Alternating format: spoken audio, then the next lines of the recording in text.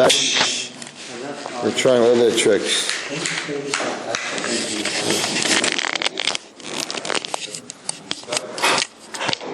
Slide up.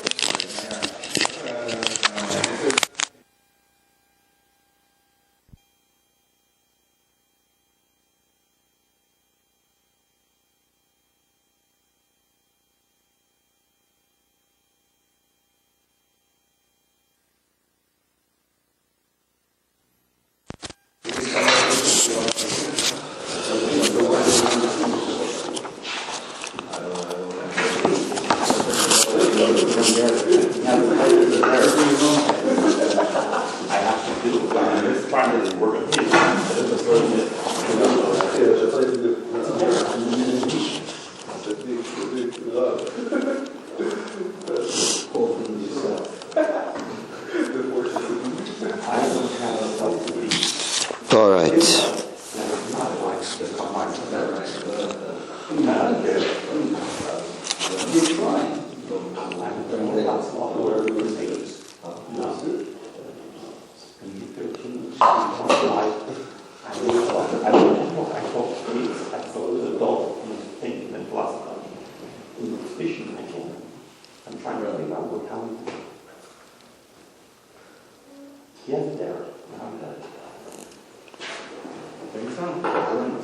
Rabbi?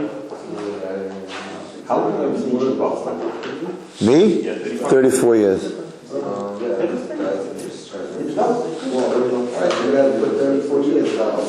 My beard is already on the So line. here, that way if it does all that. No, Of course, you just turn out the part, you didn't say anything about it. He wants me to turn out 34 years.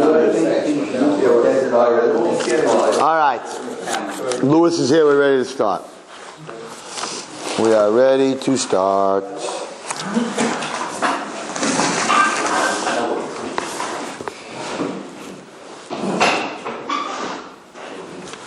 Okay, so, oh, you know what I need? If you give me a sitter. No, I don't need a sitter. I don't need a sitter. I don't need a sitter. Yeah, you know what I do need a sitter.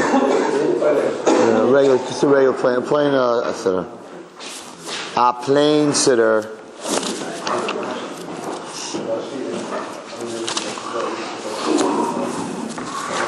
Okay, so we're on our way towards Shavuos. We know that on Shavuos we read Megillas Rus. I talk about it a lot. But before we get to Megillas Rus, every night we say Sfira. We know the first night of Sfira, which is the second night of Pesach. So it's Chesed Shebechesed. So the beginning of our counting, the beginning of our ascent up the stairs to get to the 50th level has to start with the words Chesed Shebechesed. It has to start with kindness.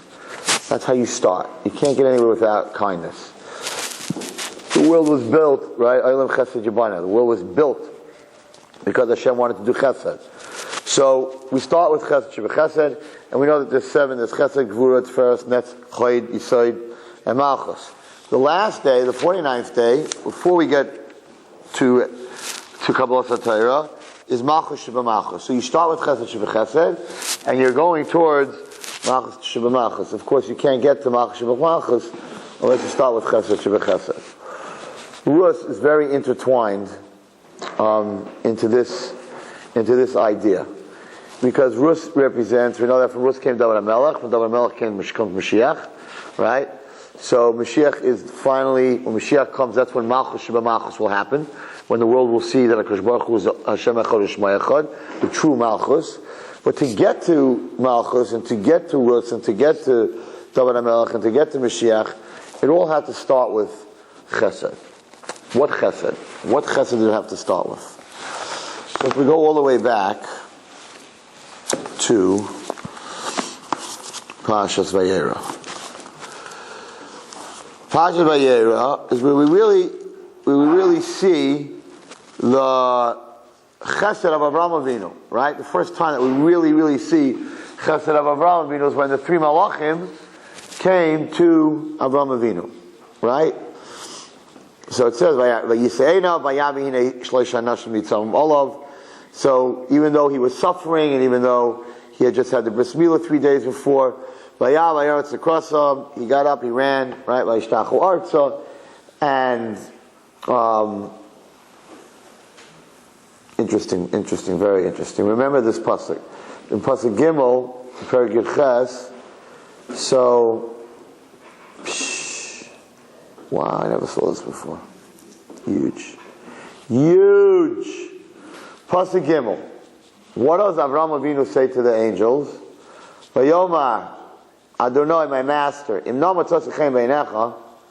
if I find favor, this is mamish in the schus of everyone that's in the room, because I did not have this prepared, and it just came flying in right now for the share from Shemayim. Listen to this. So he says to the malachim, "Vayomer Adonai, my master, if I find favor in your eyes, I'll nor savo me'alavdecha. Please, right? Do not pass me." Avram tells the malachim, "Don't go past me to somebody else. Come here, stay here, right? Yukach no ma'atmayim, rachtu regleim, v'shanu tachas eitz, v'echa pas lechem, take something to eat, yisod the libchem, achatavoru," right? Okay. Vayimah Avram al Sarah, and Avram runs to Ayol to Sarah, vayom amar yishloi soim kemach shalosh lushi, right? He says, "Make me chalas, bread, matzah, whatever it was."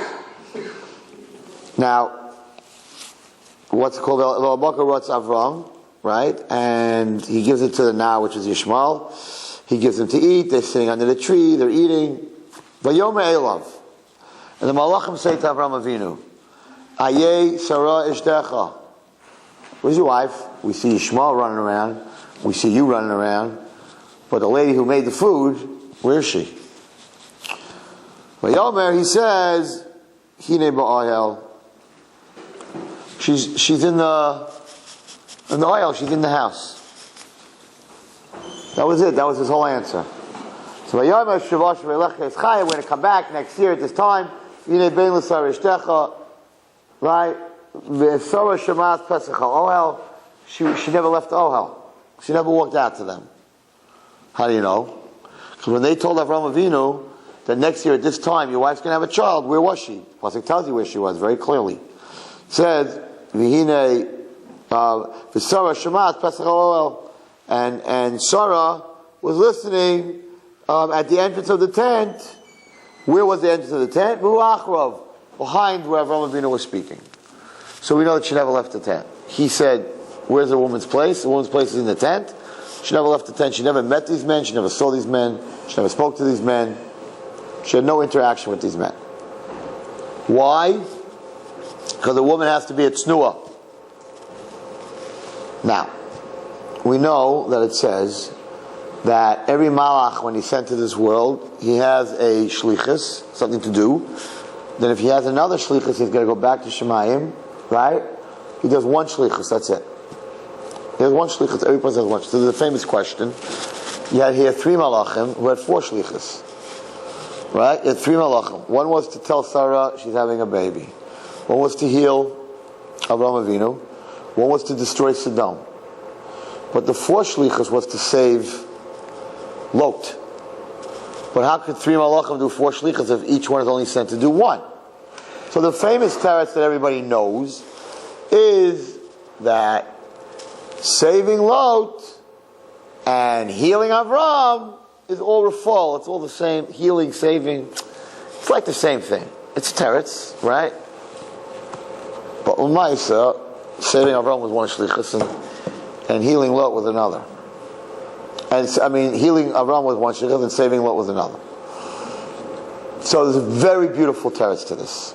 Very deep, beautiful teretz. And the answer is, when the 3 malachim was sent to the Avraham Avinu, nobody was supposed to save Lot. There were 3 malachim that were having 3 jobs to do.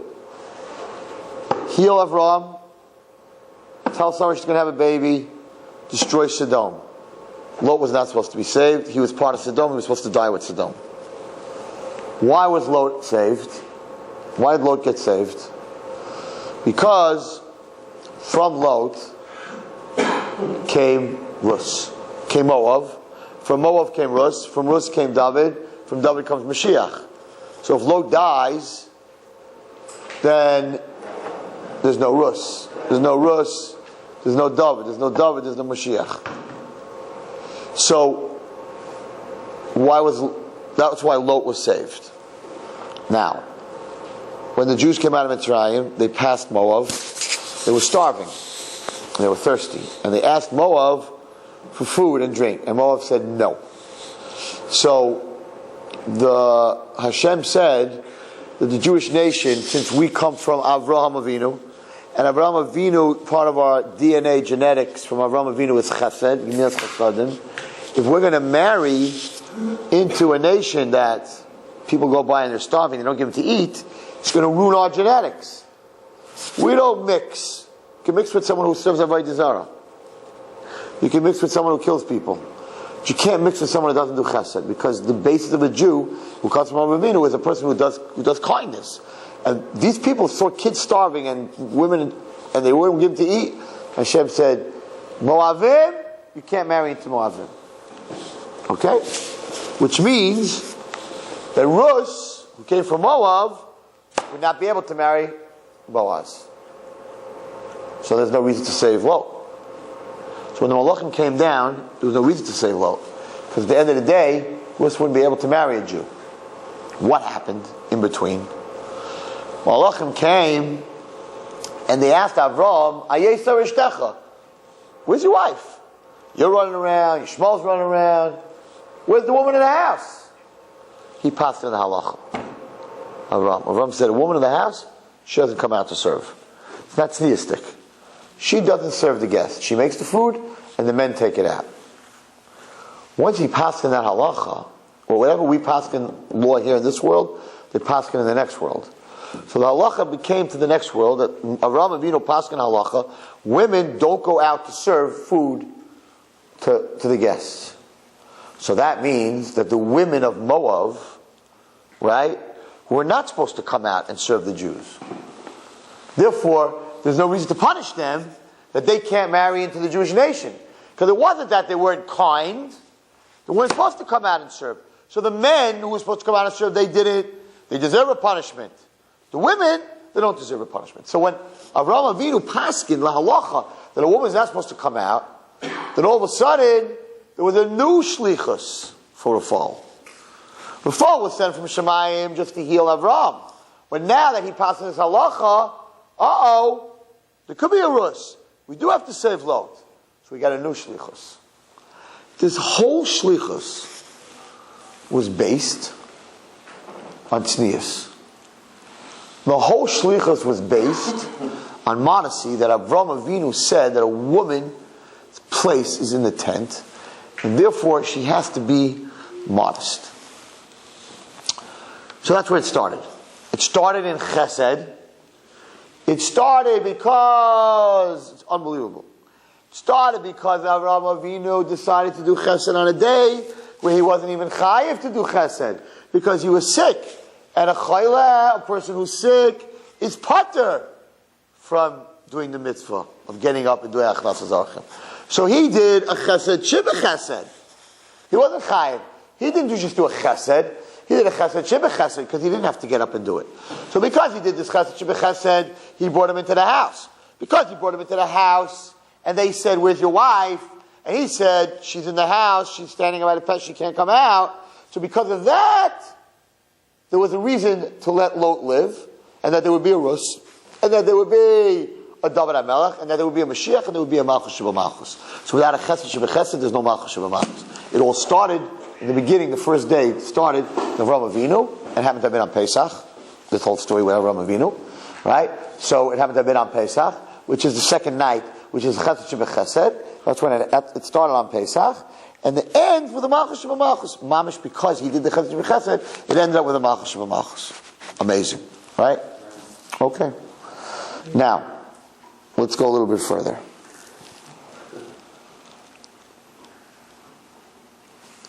The two daughters of Lot go up into the mountains, and it looks like the whole world is destroyed.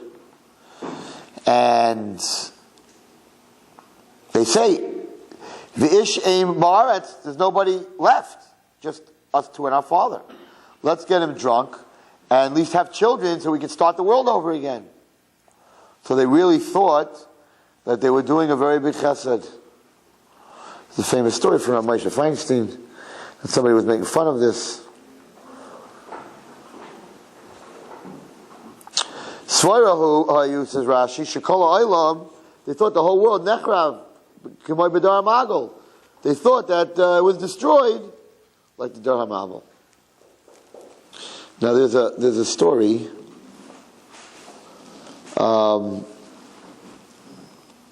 There's a story in the times of Rabbi Moshe Feinstein that's written in his Shas Teshuvos that when he was a Rav before he came to America in Europe, every time they read Pashas Vayera, they read the story of the father Lot and his two daughters.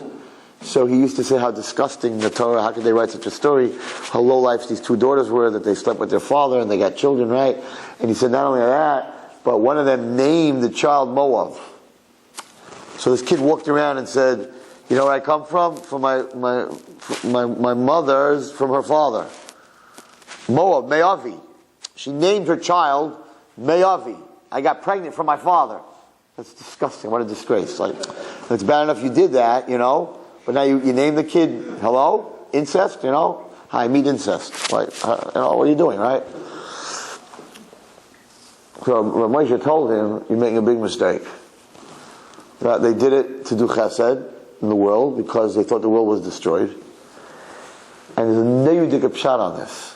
And you learn a very big lesson not to judge people. So they're just judge. It sounds really bad. Me'avi. You name a kid Me'avi from my father. You know. Why'd you do that? So there's a chazal that she specifically did that because she didn't want anyone to start a religion and say that she became pregnant from God, like the other religion. So she said, they went up into a mountain with their father. They came back down, she was pregnant. The Holy Mary. You understand? It came from the divine. So she said, no. This boy, Me'avi. Don't start no religion that this is God's child. Me'avi. This is from my father. It's a human child. Don't start no religion. Just the opposite. It's a tzedekah stuff. Now this guy, when he was dying, this man, Rav Moshe writes it. He called Rav Moshe to his bed. Rav Moshe was the Rav of the town. He was geising, he was dying. And he told Rav Moshe, you need to daven for me. Because in his coma, he saw the two daughters of Lot. And they were waiting to exact punishment on him in the next world. Because he made fun of them all the time when they read the Parsha. Because he judged them. And Rav Moshe writes it. It's not like a fairy tale. Rav Moshe writes it. Rav Moshe didn't write stories. He saw it in a coma? He was in and out of a coma. He told Rav Moshe, they're waiting for me, daven for me, do something for me. And he's died a terrible death. Rav Moshe writes it. But you hear, she called him Me'avi, so nobody should say it's a divine child. Godless. You have to be careful. You judge people. We judge people. Anyway, all right. So now, what happened? What did I just see here that blew me away? You're going to see in a minute. Okay. So we see from here that, again, that's what our shir is about tonight. That it's chesed shebechesed ends up. A person who has chesed shebechesed ends up with malchus shebemalchus. But this whole story begins with snua. If Sarah wouldn't have been at snua and she would have come out to serve the men, kaput. There would have been no Rus, no David, no nothing. Okay. Now, if we go into Megillas Rus,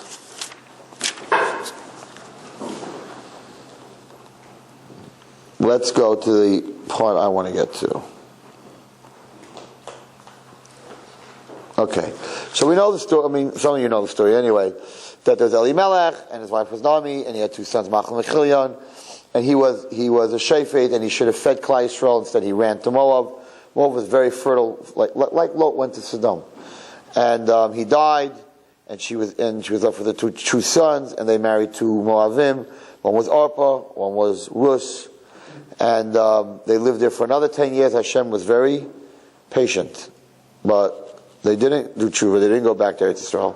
So they died, Machlon and Chilion, and then just these two were left, and Naomi was going back to Eretz Yisrael because she had nothing left over there, and she said, "Go back." Now you have to know that Ruth and Arpa were the daughters of Eglon, who came from Balak, and the Medrash says that why did Balak have the schus that David HaMelech should come from him?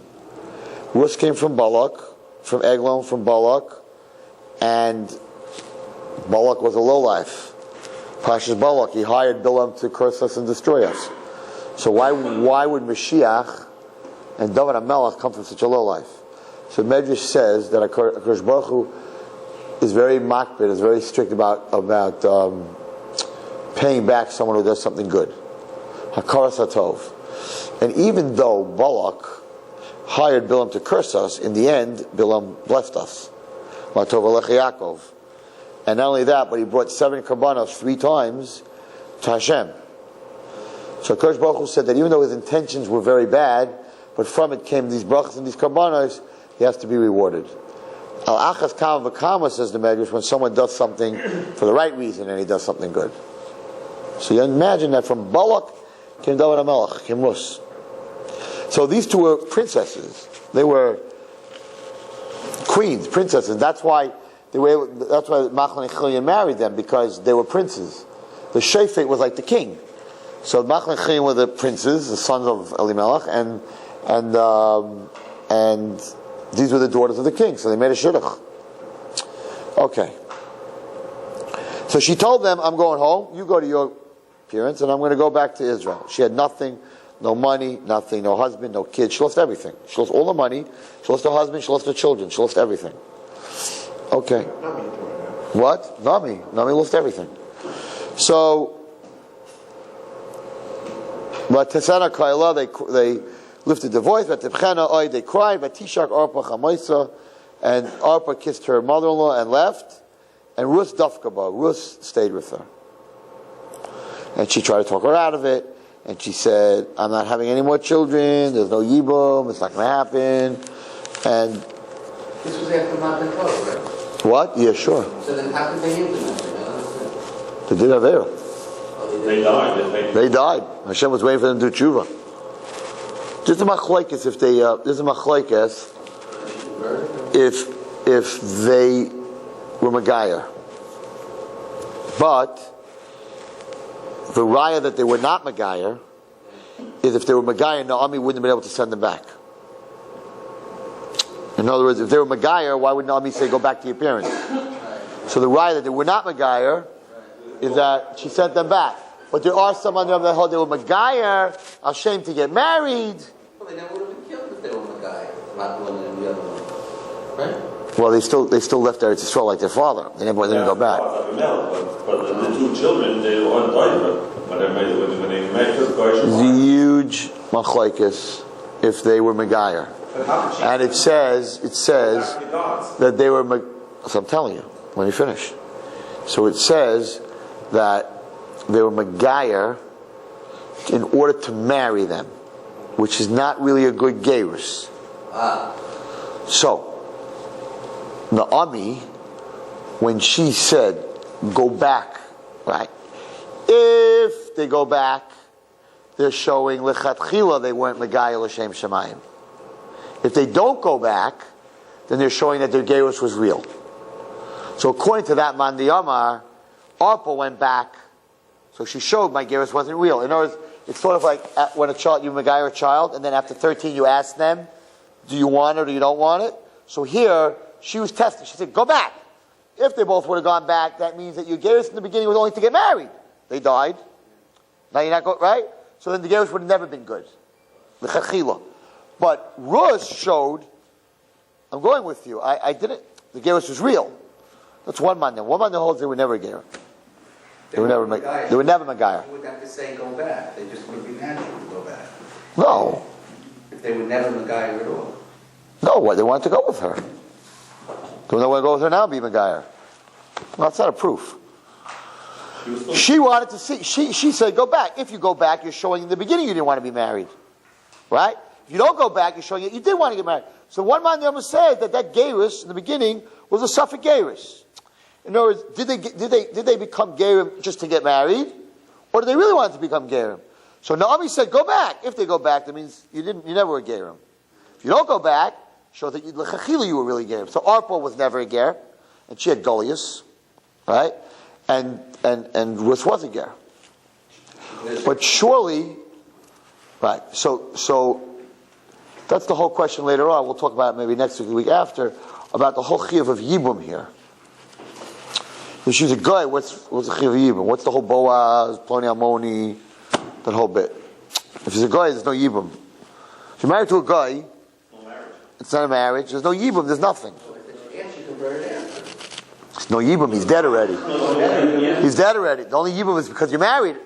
If you marry a brother and he has no children, so it's din of yibum. What do you mean? No, because the first of all, Arpa wasn't. So you see that, right? There's no yibum. Later on, it says that her whole thing was just chesed. There wasn't a din in yibum. It was a din of achuza, of taking back the property.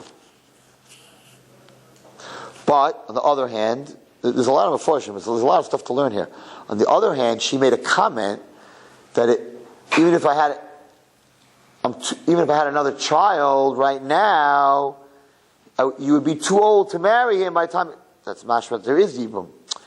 Yibum means that if a brother dies and he has no children, so the other brother marries his wife, even though he's married, he marries his wife, and he has children with that wife. It's like the dead brother had children.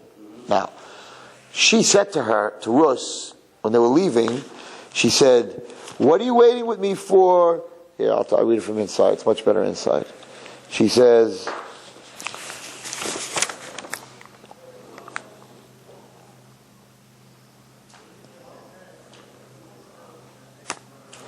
go back. Go back. Why? Because I'm too old to have children, right? Too old to have a husband. She was old. Even if tonight I were to get married and I would have sons, would you wait for them until they're grown up? You're going to wait 20 years till they're grown up? Now that's yibum. If I have a son, he's chayv in yibum because he has to marry you. Because you're married to his brother. That would be yibum. So it's mashma that there was yibum. If there was yibum, then she was a giyaris. So that makes sense in the pshat of when she said, go back. If you didn't go back, that meant that you were Jewish from the first, and therefore, according to that man, Rus was a Jew the whole time. Even though it was a suffix. First of all, he didn't know. First of all, he didn't know. It was a suffix. He didn't know that she was, what's it called? And second of all, it doesn't really say he died because they married Goyim. They should have gone back to Eretz Yisrael. They should have gone back a year after. When he died, they should have gone back. They should have gone back to Eretz Yisrael. There was no reason for them to stay there.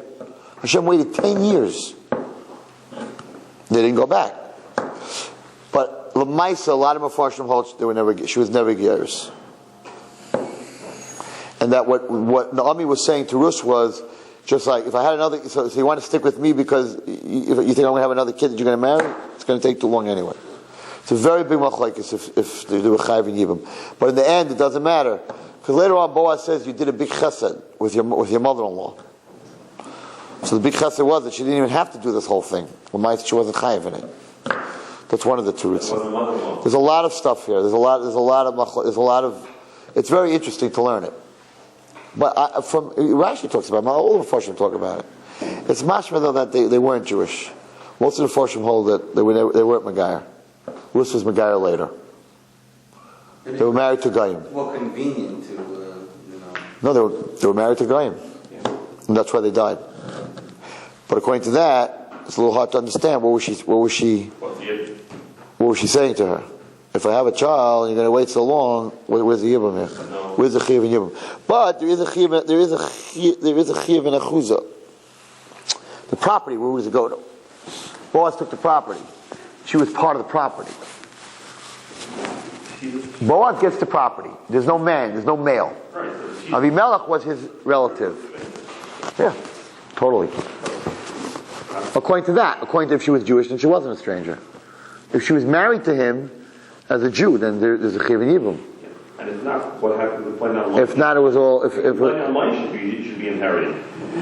Plan Online said, no, I don't want her. But if it was no marriage, if she was a guy, then everything's going back, and Plan Online is the closest relative. Plan Online said, I don't have anything to do with it. Because later on, there was another problem here. And the other problem here, okay, let's forget about the Geirus, right? The other problem was that even the Geirus was in question. Because most of the Jewish nation didn't allow a Moabi to become a Jew. Ploni Almoni said, even if she wanted to be a ger, right? Later on, they're going to turn it over, and then she's going to be a guy, and then everything's messed up. So even the Geirus, the Jewish people held were no good. Let's say it was a good Geirus, right? But Lamaisa, it was a big machlokes if you allow a Moavia in or not. So Ploni Almoni said, Boaz paskined it. Boaz paskined it. That's why they died, because their kavanah was to marry Diane. Yes, that's for sure. That's for sure. Okay. The funny part is that's not the point of my share. But no, it's interesting, and there's a lot to learn. People don't look in, they don't look into the actual. Okay, but the point I want to make is like this, which I think is absolutely amazing. So what happens like this, which is a very big lesson to us, and then I'm going to show you something that I just saw before, which is crazy. Okay, so Naomi sends her down to Boaz's field to collect. It's a relative, that's for sure. It was her husband's relative. She should go down to his field, right? Okay. So she goes down to the field, and she's a little different than everyone else, because again, the whole creation, and this is in my DNA, my spiritual DNA, the whole creation of Rus, her whole creation, is based on what? What's her whole creation based on? No, not Chesed. Well, Chesed, yeah, because of Avram, but Tznius. Because if it wasn't for Sarah, there's no Rus. If they didn't paskin that women are not supposed to go out, there's no Rus. So, Rus herself was a tznuah. And when all the other girls were picking up the leket that was falling when they were gathering, instead of bending over to pick it up, she curtsied. She didn't bend to pick it up, but she curtsied. She went down without bending over. Unusual. So, something about her that was very different. Now, what happens?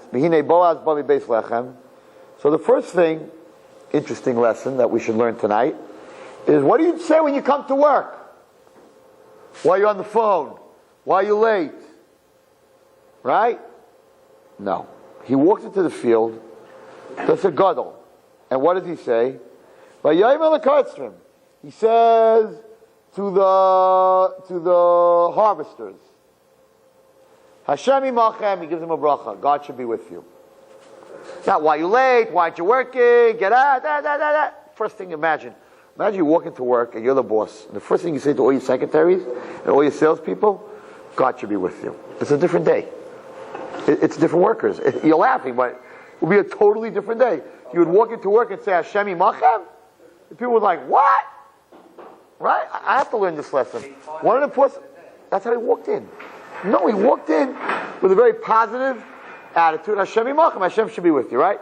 So now, when someone, the boss, walks into the job, and this is a lesson for everyone who's watching this and listening tonight, because many of you work it and you're the boss, right?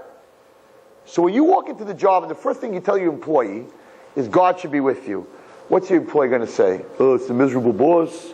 What's he bothering me for? So now they answered him. V'recha Hashem. God should bless you. That's the way you start a day's work.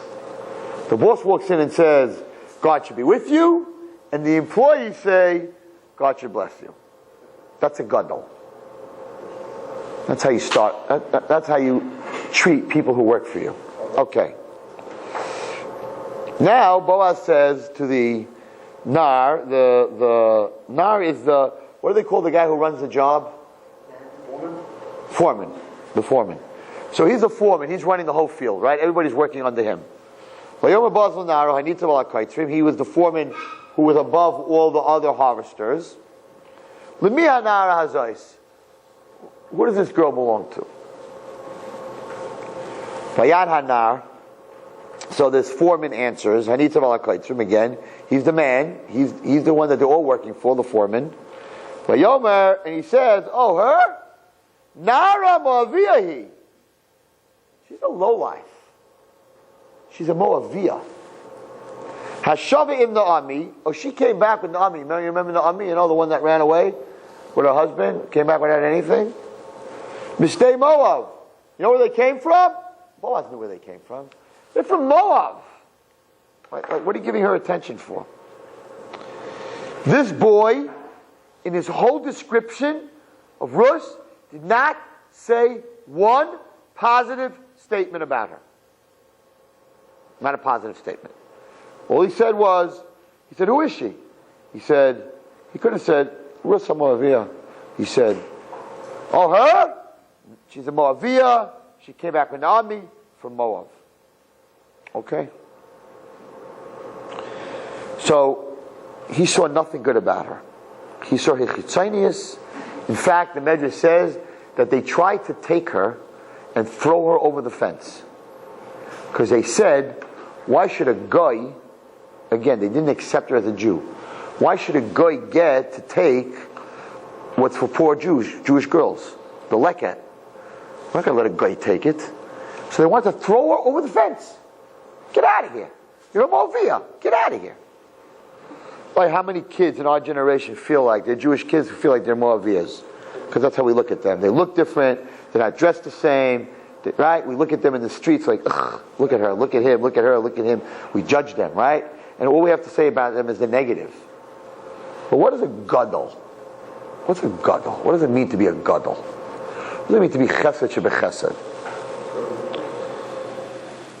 So, Boaz goes over to her. Vayoma Boaz o Rus. Boaz goes over to Rus, and he says the following. Neidik.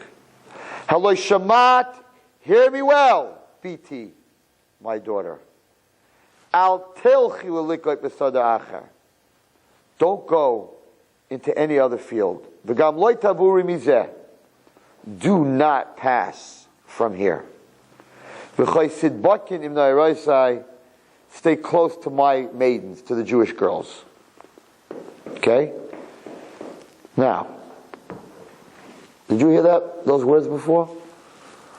When I started the shir in Parshas Vayera, listen to the words that Avraham said to the Malachim.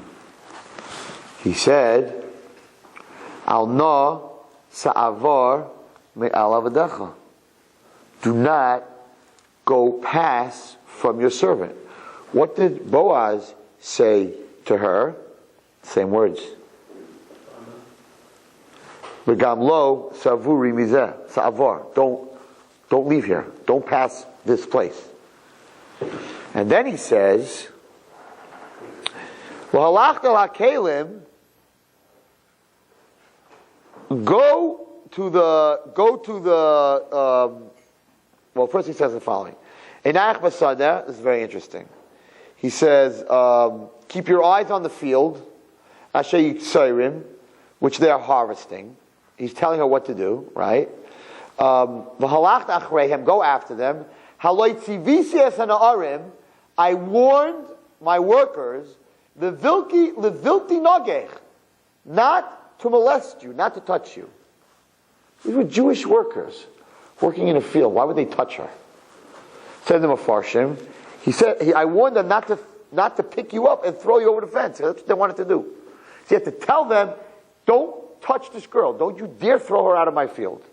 Now, listen to what he says. Unbelievable. Mitzomeis, should you be thirsty, Valach el kalim, go to the jugs, right, to the kalim, Vishasis, and drink, Masha Yishav and Hanarim, from the water which the young men have drawn. Let's go back to Pasha Vayera where it started. Al nosavam el avdecha, the same words. Don't pass from your servant. What's his next words? Yukach no ma'at mayim. Said Avraham Avinu to Malachim, take some water. Exactly the same story.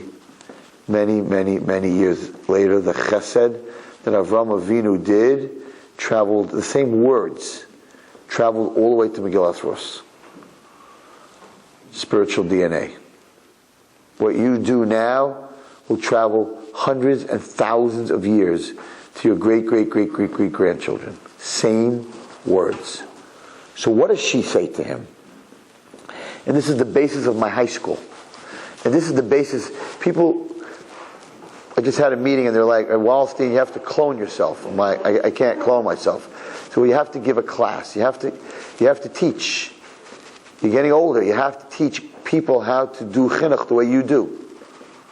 So one person said, no, it's him. Is it the man or is it the method? It's the big machlokes in my chinuch. Is it me? Is it Wallerstein? Or is it the method of how he treats people? And I can tell you it's not the man. It's the method. And what is the method? The method is from Boaz. The method is being able to see who the person really is and get past all the Moaviyah, mi-base Moav, and to see who the person is. And to be able to call a girl who comes from Moav, who Klal Yisrael wants to throw over the fence, who Klal Yisrael says is a guy, to be able to call her Biti. His opening word that Boaz said to this girl was, my daughter. And the minute he said that word, she would do anything for him. You're calling me your daughter? You're the shefet? You're the king of Klal Yisrael? The regular jerk boy who's running this whole operation, who thinks he's from, who wants to throw me over the fence, he's calling me a Moaviyah, and the Gadol Hadar, Moshe Feinstein's calling me Biti? His daughter? So she says to him, I don't understand. Vatipol paneha, she falls on her face. Vatishtachu arza, she bows down to the ground. Vatomer elav, madua motzasi chen beinecha. Why do I find favor in your eyes? I'm a guy. Let's go back to Pasha Vayera. Vayomer, said Avraham Avinu, Adonai, my masters. They were a bunch of low-life Arabs. He called them his masters. If I find favor in your eyes, he lowered himself to them and he said, I need to find favor in your eyes. All these years later, the creation of Mashiach, the creation of Malchus Sheba Malchus, she turns around and says, what do you mean Avraham Avinu would say to these lowlifes, why do I find favor in your eyes? I'm a Moaviyah. You're the shefet. It's mamish history repeating itself. It's scary. Now it says the big word. You want to know the secret of chinuch? I don't need to give you a big class on it. You don't need to go to 16 classes in Torah Masorah and how to be a good Rebbe. You just need to know this. She says, Madua matzasi chen beinecha. Why did I find favor in your eyes? What does it mean to find favor in somebody's eyes? And she says the biggest word in chinuch. Lahakireni. You recognized me. You saw who I really was. How'd you do that? Everyone thinks I'm a lowlife. Everyone's looking at everything, the way I get dressed. And you saw right through it all. Madua, how did you see this? Lahakireni, to recognize me. That's all the kids want. That you should recognize their potential. You should recognize who they are. That's all they want. She said, I'm a stranger. I'm different. I'm off the derech. I look different. How do you see that I'm a Jew? How do you see to treat me and call me BT? This is the secret of chinuch. It's not the man, it's the method. And the method was taught a long time ago. And you can't be a David HaMelech, and you can't be the father of David HaMelech unless you can call a Rus BT. Unless Rus can be your daughter, David HaMelech can't be your son. What a lesson. That's why we read Rus on Malchus Sheba Malchus. You can't get there unless you have Chesed Sheba Chesed. Vayan Boaz answered, you want to know why I know who you are? You want to know why I recognize you? And he said, Hugad li, because it was told to me,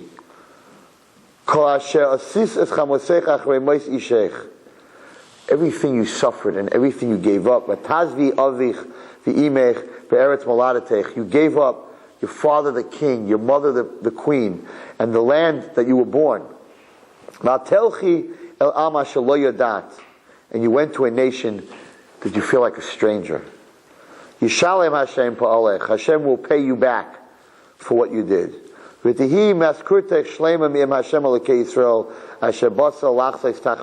Don't worry, Hashem pays back. So what Boaz said was, they all see who you are, what you look like. I only see what you went through to get here. What a lesson in chinuch. So she said to him, I continue to find favor in your eyes, my master, if you could focus on all the stuff I went through. And then she says the biggest words, Ki nichamtani, you have truly comforted me. How do you comfort somebody? V'chi dibarta al leiv shefchasecha, because you spoke to my heart. You didn't judge me, you didn't speak to my brain. You spoke Dram hayetzim min halev, and Dram hayetzim min halev nichnasen al halev. V'anoichi lo'ehye ka'acha shefchasecha, and I will never be like one of your maidservants, because you gave me the most important thing, individuality. I'm not like everybody else. And you saw in me my potential. And her potential was to become the great-grandmother of David HaMelech. And Boaz was able to see that, and that idiot kid, he saw a Moaviah who came from Moab. And Boaz was able to see a David HaMelech. You can't get to Malchus Sheba Malchus unless you start with Chesed Sheba Chesed. It doesn't happen. And that's maybe why we're so far off. We're all trying to reach Malchus Sheba Malchus, and it's all fine. But if you're not able to see that every Jewish girl is a BT, is a daughter of God, and every Jewish boy is a son of God, if you're not able to see that, then you're a nar. Exactly what Megillah Rus calls you. You're a nar, you're a fool. That's the beginning. That's just the beginning. And we're just starting. It's just the beginning of the Megillah. We're going to see what's going to develop later. Now he says, very interesting, Megillah Rus, he says like this in Pasuk Ches, don't go into another field, and don't leave this place. So he says like this, mind-boggling, with an Alshich, I think.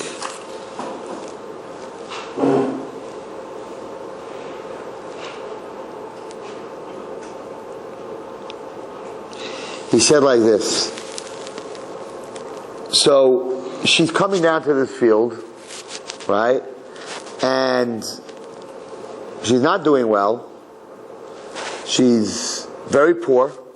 She lost her husband. She lost her father-in-law. She lost her brother-in-law. Naomi has nothing to give her. She's single. She has no children. She's about as barren as a woman can be. No children, no food, no husband, nothing. Boaz was a man who was able to see potential. Boaz was a man of unbelievable emunah. Listen to what they bring down here in the Sefer. Vayoma Boaz el-Rus. Boaz said to us, listen to me. Haloi shamat biti. Listen to me, my daughter. That's when he opened up, right? He said, listen to me, he called her his daughter. Don't give up on your field. Your field is your life, right? Your portion in life. Don't give up. Why not? Vigam, because the word vigam is extra. What's vigam? And also, right? Lo savuri mizeh. Don't leave here. If you're saying don't go to another field, you're saying don't leave here. So the whole thing is extra. So what is he saying? So if you look at the word vigam, he says vigam mizeh. What does vigam mizeh mean? It comes from gamzeh l'toiva. He said you need to know that sometimes in your field, in your chelik in life, things aren't going well. You made an investment, it's not working. You dated 10 times. The girl turned around and said, "I don't want to marry you. I just want to be a friend." You know that's how they break up. You know, whatever it is, and everything's like, "Oh my gosh, I'm right." He says, "You have to know something. Don't right away try to get. That's your life. Don't right away try to run to." Gam zu l'taiva. If it's not meant to be, let it go. And that's what he was telling here. What? And that comes from Gamzu. We know the famous story with Ish Gamzu. You know the story of Ish Gamzu, right? So where he was going to the king, and he had the Jews. It's a famous story, and it's just I don't know if you all know this story. So that everybody was sending to the king these huge presents. So the Jews wanted to find favor in the king, so they filled up a huge container full of gold and silver and to give it to the king. So Gamzu l'toiva, Ish Gamzu, was on his way to the king, and he stopped in an inn. And the guys in the inn, right, when he went to sleep, they opened the box and they saw it was full of treasure. They said, we're going to steal it. So they stole everything out of the box, but they knew that the minute he comes downstairs, he's going to lift the box, he's going to feel light, he's going to know. So they filled it up with sand. So, and they also realized that the minute he's going to put this in front of the king, and they're going to open it up, and the king can say, "This is what the Jews sent me, sand." He's going to kill the messenger. That's the biggest disgrace. And he's going to kill all the Jews. So they were very happy. They had this whole setup. So Ish Gamzu comes to the king, and he's all proud. And he said, "What do you have?" "I am the representative of all the Jews, and I'm bringing the present that all the Jews are sending to the king." And they open up the box, and it's a box full of sand. And they're ready to chop his head off. And the king says, "What kind of disgrace? This is what the Jews sent me, sand? I'm going to have your head, I'm going to kill all the Jews." Ish Gamzu was like, "Oh my gosh, where's my gold and my silver," right? He realized what they did. He's like, Hashem has to help me. And he remembers, there's a famous story where when Avram Avinu went against Sodom, right? So the Medrash says that it was him against the 5 kings, right? There was no way, when Lot was captured, right? The 4 kings beat the 5 kings, so Lot was captured. So he was there with, it's a machlokes if he had just Eliezer, or he had 318 soldiers, but he was against 4 mightiest kings in the world. There's no way he could beat them. So the Medrash says that he picked up the sand, right? He davened to Hashem, he picked up the sand, and he threw them into the air, and each one became like a spear. And they went into the encampment, and they killed the people that were in there. And he kept throwing sand, and he wiped them all out. That's how he won. So Ish Gamzu remembered this. He's like, Hashem, I need the same miracle you did for Avraham Avinu. So he told the king, no. This is magic sand. The king said, "Magic sand? What do you think, I'm an idiot?" He says, "Where's the next war? Where are you fighting?" He says, "So-and-so city." He said, "You take the sand, you throw it over the walls of the city," right? Because they couldn't get into the city. They were making a siege around the city. You take the sand, you throw it over the walls. In the air, there's going to become arrows and spears. It'll kill all the enemies in the city. You'll take over the city. He's like, if the Jews, if there's such a thing, they did this, I'll give the Jews whatever they want. For Kachayas, it's Gemara. Kachayas, that's what happened. He threw the sand up, Medrash. They threw the sand up, and the spear turned the spear. Now the guys that were in the inn, right? So the king gave him rewards with horses and gold and send the Jews presents. And the guys in the inn are like, oh my God, we have magic sand. The sand that they took from the back of the inn. So they said, we got to do the same thing. So they filled up a huge box full of sand and they brought it to the king. And the king opens it up, he says, what are you, crazy? What are you? He says, you remember what the Jew, we have more of it. Said, more of it? He says, if this stuff does what that did, I'll reward you just as much. Of course it didn't. They threw it up and just blew into the soldiers' head, and they hung them all, and they all died. That was Ish Gamzu. That's the famous story of Ish Gamzu. Wasn't the Michael dressed as a minister tell him what to say? Yeah, I heard it was Eliyahu Hanavi. That's the story. I don't know. Whatever. Bottom line is, that's not the point of the story. The point of the story is that even if you're left with sand in the box, Gamzu l'tayva. Right? So over here, he was telling her, listen to me, he said. I'll tell you likot b'sadar acher. Right? Don't give up hope. V'gam lo savuri mizeh. Don't leave mizeh, which also is talking about the Shekhinah, whatever it is he brings down, it's also about the Shekhinah, that the gam mizeh, always have in your life, gam mizeh. Always have gamzu l'tayva. A person should always know that everything is for the good. So, to wrap it up, the basis of Kabbalah Torah, of what we're working on from here to Kabbalah Torah, is to take it from Chesed Shebechesed, which is the first day, and to bring it to Malchus Shebemachos. And in order to do that, we need to learn from Boaz to be able to, number one, to see how to treat another person. I mean, he walked in, the first thing is, he Hashem Yimachem. Hashem should be with you. So the minute you talk nice to another person, you're going to get nice back. Most of the time. Sometimes you get attitude because they don't believe that you're real. But after a while that they realize that you're real, you're going to get some, and you see already from when he walked into the field, just the way he talked to his workers, you saw that this was, and that is the combination that makes him a Mashiach. That's the combination that makes a David HaMelech. That's the combination that makes him a Mashiach. What's the combination? Chesed and Malchus. That's the combination. And the basis of Malchus, what's the foundation? What's day one? Day one is Chesed.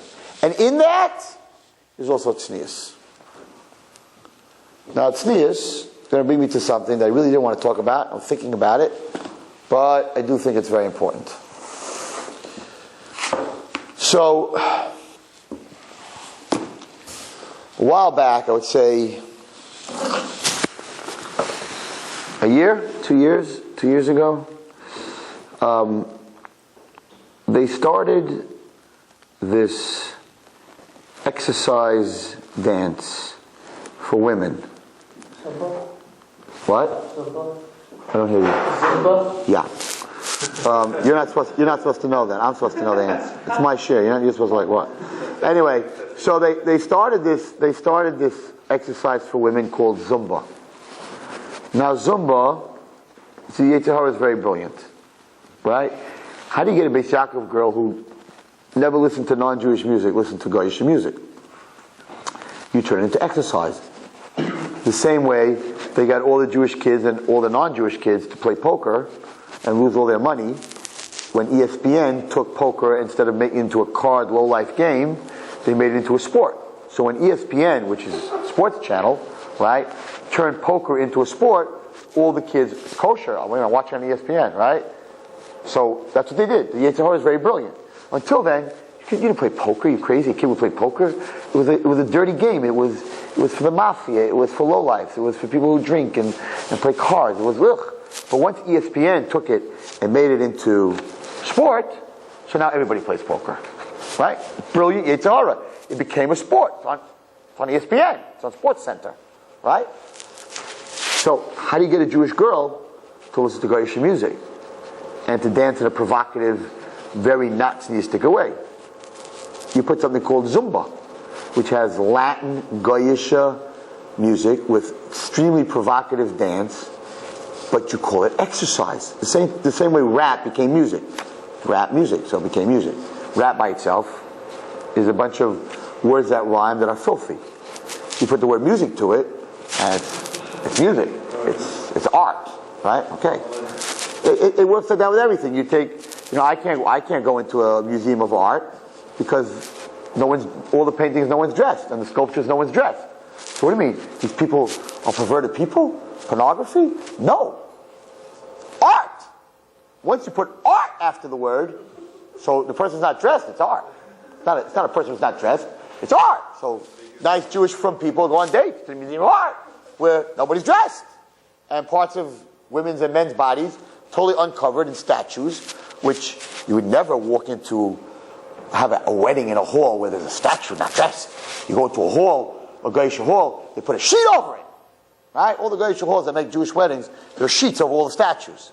But if you go to a museum, right? Because the Zecharia is the supreme packager. He knows marketing. He knows how to package. So they came out with this thing, Zumba, and it was being done by a very nice, very religious woman who I knew. And they were very worried that Rabbi Wallerstein is going to get up. I'm looking for something as a reason, and he's going to answer it. Now, if Rabbi Wallerstein gets up and he talks bad about it, then nobody's going to go. And it was a big machlokes. It was a big argument. The rabbis wanted to answer it, and they said, you know what? Halavai, that's the worst thing that the women do. It's all women. Let them go dance. Let them get the anxiety out. Right? But it's Goyish music. And the bottom line is, non-Jewish music affects the soul. And that woman who's dancing is going to have a baby. And that baby's going to be affected because she's going to carry it.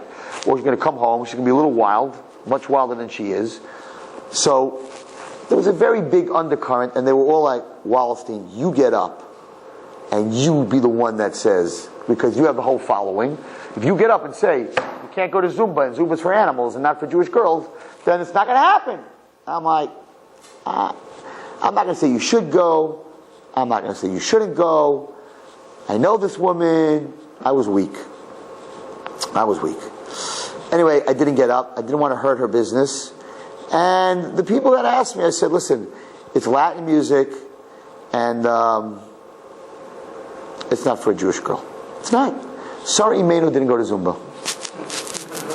Sarah Schneer didn't go to Zumba. All our grandmothers in Poland and in Hungary, and right, they all didn't go to Zumba. They didn't dance like that. They didn't listen to that kind of music.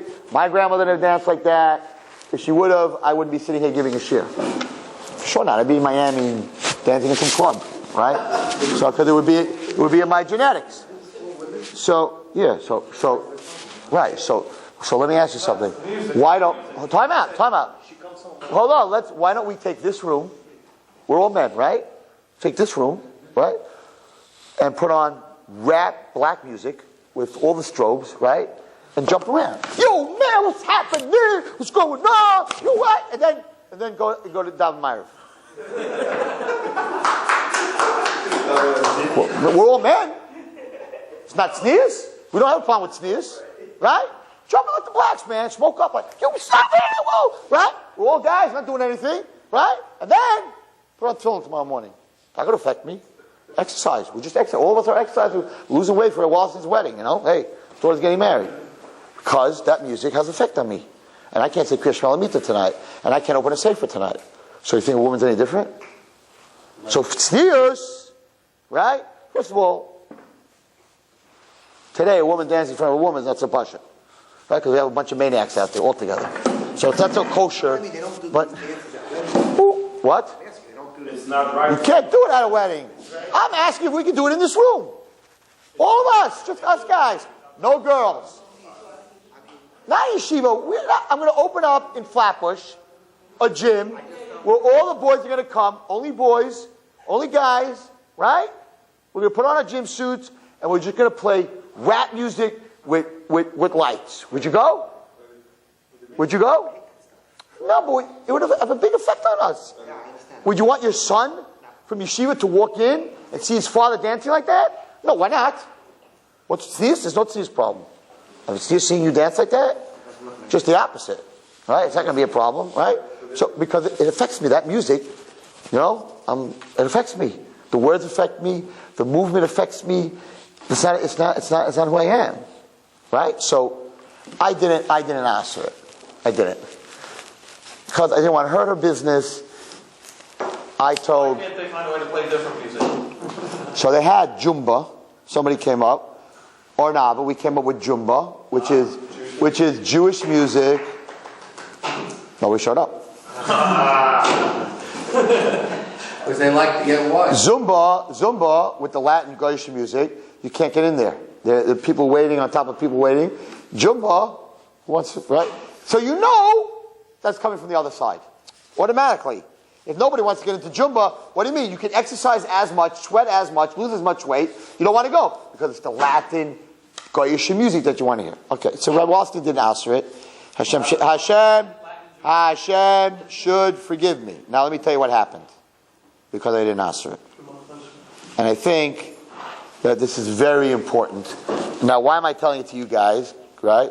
Because some of you are married, and I wanted to see Torah anytime should see it, and they should hear it. All the husbands should hear what's going on here. So you have to know how the Zecharia works. When he sees that you give a little teeny hole, right? That you don't clamp it. Like I don't have a BlackBerry, because I know the Zecharia. Now if I have a BlackBerry, then I have internet. If I have internet, I'm going to be looking up something. There's going to be someone who's flashing, losing weight. There's going to be a figure and this and that. So I know if I give him a finger, he'll take my whole body. I'm going to give him a finger. I don't have a computer. I don't have a laptop. I don't have a computer in my office. Nothing. I have never looked at a computer. I don't know what a computer looks like. I can't work on a computer. Rabbi Wallerstein has people working for him. I have a big business, secretary. Everybody has computers. Nothing. An old, stupid phone. I love it. Right? Because I know, you have to know yourself. I know the Zecharia. Give him a little teeny finger. So, we let Zumba into Baruch Park has Zumba, Flatbush has Zumba, and the Rabbanim didn't get up and close it down. The yeshivas didn't. The yeshivas said, if you have internet in the house, throw your kid out. If you have television in the house, throw your kid out. But if your wife is jumping off the walls, listening to Latino music, that's the mother of the girl that's coming to my school, that's fine. No problem. You should go home. That's fine? That's not fine. Okay. What happens this Sunday night? This past Sunday night, when we opened up Gal's Place, whatever it is, we opened up an Ornava for 7th and 8th graders. I gave a shir, Rabbi Weinfeld Shul, and then high school. There were 130 7th and 8th graders, 130 7th and 8th graders, 260 high school girls came to learn in that pouring, crazy rain Sunday night. It's called Gal's Place, right? Kiddush Hashem, we let out butterflies that said Dvar Torah, spoke about Rus. It was amazing. What night was that in Sfira? So, let's see. I'll tell you.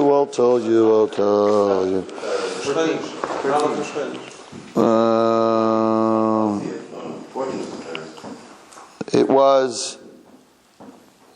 was, what was Rosh Chodesh?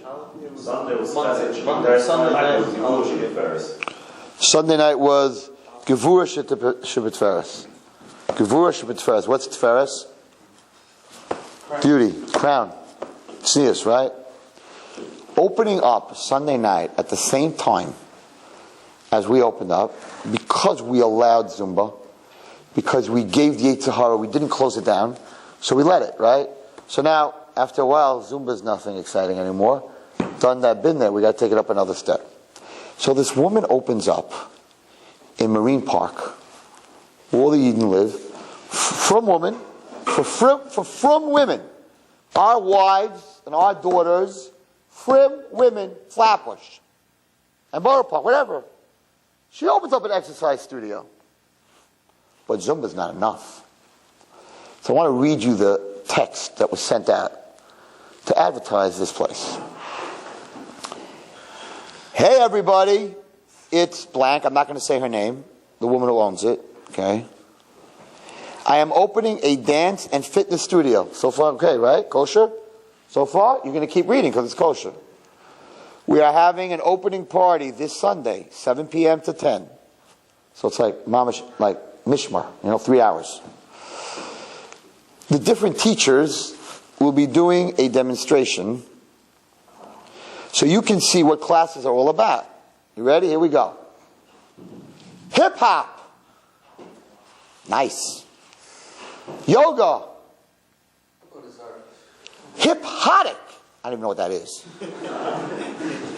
I'm not there yet, guys. Belly dancing. Tracks. And pole dancing. Women, shh. Hello. Women only. Casual dress. No heels. Come and bring your friends. 1-347-709 pole. That's the number on the sign. So we have taken our Jewish women and our Jewish girls in the days of Sphira, where the basis of Rus and the basis of Mashiach, that we keep saying we want Mashiach, and the basis of David HaMelech, which was Sneus, which was Snua, and now in Flatbush, where we all live, there is a place run by a frum woman that has the chutzpah, to open a place for women, Jewish women, to come and pole dance, which is the lowest form of dancing for the lowest guy. In the lowest place, in the lowest world. When do we open it? In Sphira. In Flatbush. And nobody's saying a word. Give them a hand, have a Zumba, and you'll end up pole dancing. Let them pole dance, and we'll end up in hell. So Wallerstein decided that if nobody wants to open their mouth, I will. I will make a macha. And I'm making a macha. And anybody who goes to that place needs to know that you're walking into a base of Avodah Zarah. You're not walking to a base of Avodah Zarah. You're walking to a base znus. Our children should know that a mother went pole dancing because it's called exercise. Because the Zecharia put up a sign and called it exercise. So I have to ask by Slachlon Hashem, if I would have stopped Zumba, we would have never gotten here. Because she would have said, they're not letting Zumba, they're definitely not going to let this. We let Zumba, we got here. And we want a Rus. We want a David HaMelech, we want Mashiach. You don't want Mashiach. If you have this, you don't want Mashiach. Mashiach is born and based, and his whole who he is, who his base is tznius, is modesty. We need to take back Yiddishkeit. So next time you see something that's a little wrong, you need to stop it right there before it becomes very wrong. It's now very wrong. Forget about... Let me tell you how bad it is so that you understand, that everyone who's watching and listening to this understands. If it wasn't advertised, if someone did it in their house secretly, invited a couple of their friends, it's disgusting, and I would throw out every one of their kids from school. I would throw them out of my school. I would never let them walk into Arnava. Pole dancing? A Jewish woman? Get out of my sviva. Get out of here. But that a person can advertise it where we live and not worry. It's accepted, not worry. Look how it's sent out. A text. And not worry that this is a little thing. The pole dancing is a little problem. But that it can be sent out to a community without a problem, without worrying there's going to be a backlash and an isser. That means that this whole thing is sick. Not just this is sick, the whole thing is sick. If I can make such an announcement and not worry about it, and put up a sign and advertise it in Flatbush, in Marine Park, and not worry Right? Not worried. It's like me saying, I'm going to put a sign on the door of yeshiva, right? Tomorrow night, we're having bow down to Buddha. And I'm not worried about putting up that sign. No one's going to do anything. It's going to be fine. I'm going to be full. If I'm not worried about putting up a sign, bow down to Buddha tomorrow night, that means that the whole place is sick. Not just here. It means the whole place is sick. If I'm not worried about it, that means everyone around me is sick. So, people were begging me, don't talk about it, don't get involved. I did that by Zumba. And look what happened. So this time I'm getting involved. It is meus, it is disgusting, it's the destruction of you and your children and all the deiros that are coming. Anyone that goes there, anyone that has anything to do with it, you're a fool. You're a fool. And your deiros are not going to end up what you want them to end up, that's for sure. They'll end up on a pole somewhere. That's where they're going to end up. Instead of under a chuppah where they're supposed to be. The only poles we know about are 4 poles with a chuppah on top of them. That's what we know about. And what's killing me is that we live in a neighborhood, we live in Brooklyn, we live in New York, where somebody could advertise this and not worry about it. It's crazy. But then again, we live in New York where they voted for gays and nobody made a macha either. So, hey, the Sultan's beginning to find out how weak we are. So he's punching. And now we're sitting in the days of Tznuah, of Sari Menu. Hina ba'oihel. She didn't even come out of the tent. What are we doing? She didn't even walk out of the tent. That's why we have a David HaMelech. We got to go back into the tent. Hashem should have mercy on all of us. And mercy on these people that are doing this. And we just look at it that they made a mistake. And that they're going to close it down. And that it was just a big mistake. And they didn't understand what they were doing. And I hope that's what's going to happen. And that we should continue marching. Bezrat Hashem to have the schus to see Malchus Shebamach.